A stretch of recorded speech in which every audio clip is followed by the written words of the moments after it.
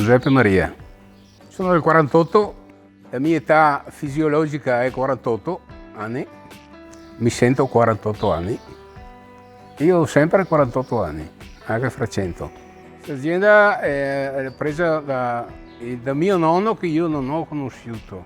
Si è cominciato un po' di terreno e dopo mio padre ne ha aggiunto e ne ho aggiunto anch'io, sempre in forme modeste. Mio padre ha sempre detto che uno che fa il contadino deve essere libero.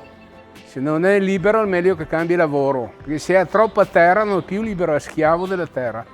Poi io sono un sessantottino, tenere noi dei sessantottini non era facile. Mio papà questo lo aveva capito, non mi ha mai detto una volta cosa devo fare. Però lei era brigante perché noi a che tempi lì avevamo le bestie, le vacche da latte e la mattina si doveva alzare presto.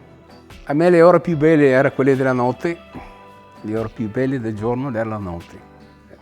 La notte era un modo per essere liberi.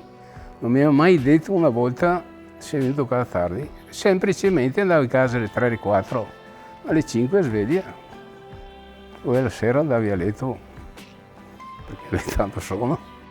Non è facile neanche per me mandare una figlia agli Stati Uniti a 17 anni, non è stato facile, ma siccome è più bastardo del suo padre, capisci?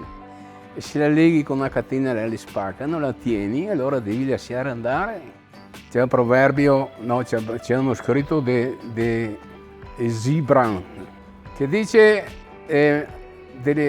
molte saggezze. Allora le ho chiesto uno e questo mi resta impressionato ancora tanti anni fa. Cosa pensi dei figli? Gli chiede una persona a sto Zibran. I figli, Gaito, non sono nostri figli, sono i figli dell'universo. Noi siamo l'arco e i figli sono le frecce.